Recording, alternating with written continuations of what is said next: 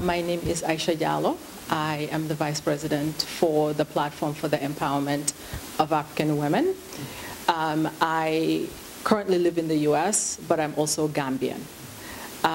We are grateful to be hosting this oil and gas roundtable because it is an important event for us at Paaf to host. Why? Because we are an organization that works to empower women to fight for equality as well as equity. So the oil and gas industry is a male-dominated industry. So since we are an organization that fights for all of these three things I just mentioned, it just makes sense for us to host this event to let women know that this is an industry that you should be a part of, participate in, and take control of. Because women control economies. So once you have a woman in a very high-level position, or even a woman who is economically empowered, that translates into the local economy or the informal economy moving forward to try to boost the national economy or the formal economy. So that is one of the reasons why we're hosting this event, amongst many other things. The other reason is to really challenge the governments of Africa, West Africa specifically, because oil and gas just doesn't impact the country where the oil is discovered, right?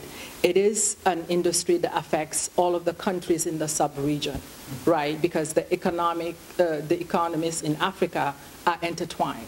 So when oil and gas is discovered, all sub-regions really set up institutions to teach young men and women that going into the oil and gas field is an option for you. It's just not, for engineers and machinists and so forth. So what we're going to do is we are going to have civic leaders, stakeholders from the petrol and gas industry in Senegal, from Gambia, Mauritania, and some delegations from the US. What we're hoping to get out of those 2 days is to really talk about what can the industry offer to women.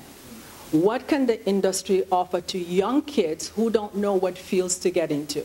So once we have that, then we're able to also ask, how is this affecting Kumba, who sells fruit at the corner, right? How is this affecting the dry cleaner at the corner? Because when we think of those people, we don't think that they can participate in the oil and gas industry. But oil and gas touches every aspect of the social structure. I mean, there will be more houses, right? There will be more supermarkets, right? People are going to need more clothes. So it drives the economy. So on those 2 days, that's one of the takeaways we want people to leave the event with, thinking, how are we going to make these changes? And then, of course, we want the attendance workout really discuss what's going to happen in the workshops. What is the takeaway? But those 2 days are just 2 days. We're going to leave those 2 days and then follow up with the stakeholders and really challenge them and put their feet to the fire and say, we've done this, what are the changes we need to take? How are we going to implement it? How are we going to support these women and young kids that want to go into oil and gas? Are we going to set up some sort of a scholarship for kids that come from poor communities to be able to access that? So that's where the accessibility comes into play. So those are the things that we're working on. It's a tall order, but it's something that we think we will be able to achieve because everybody who are stakeholders have been very, very supportive. Maimuna mentioned the advisor, the energy advisor to the president. I mean, he has been very, very supportive. Other partners have been very, very supportive as well. But I think this is also an event that we need to think of as an example for the rest of the West African countries. I am Gambian. We will be in the same role as Senegal is today in a couple of years.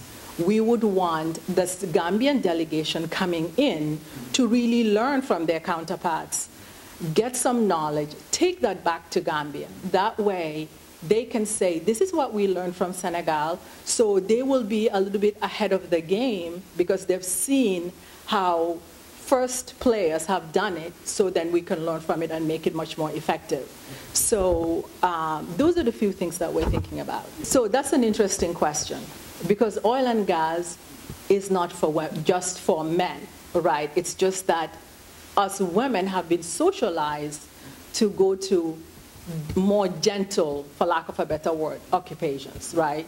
So a woman doesn't have to be on the oil fields if they don't want to, but they can be attorneys and so forth, but they should have the right and the option to go into the oil rigs, right?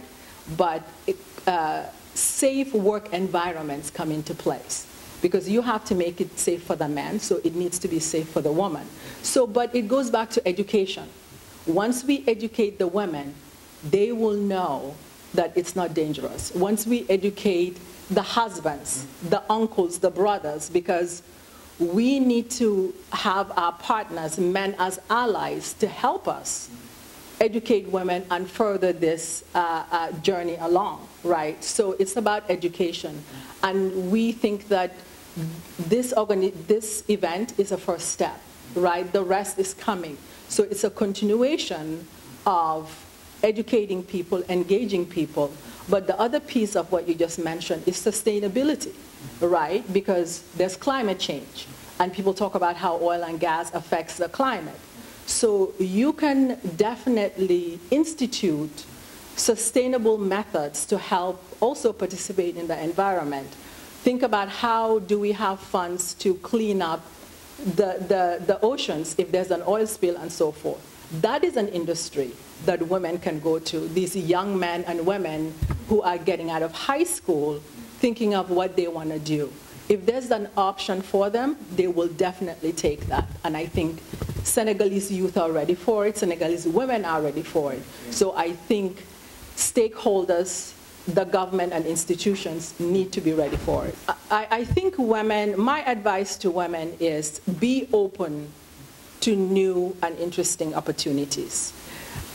Be open to things that are not what is normally known as your role, right? Because in the workforce, there is no such thing as this is a man's job. Every woman and man is capable of doing a job effectively if you have the skills, which is where training institutions like Madame Nyasi's institution comes in play. But that's just one.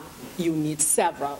And that is something that I think giving them options and them being open and not being afraid and being bold to say, I want agency over my own life, as well as what I want to do with my life, and how am I going to affect change in my own community.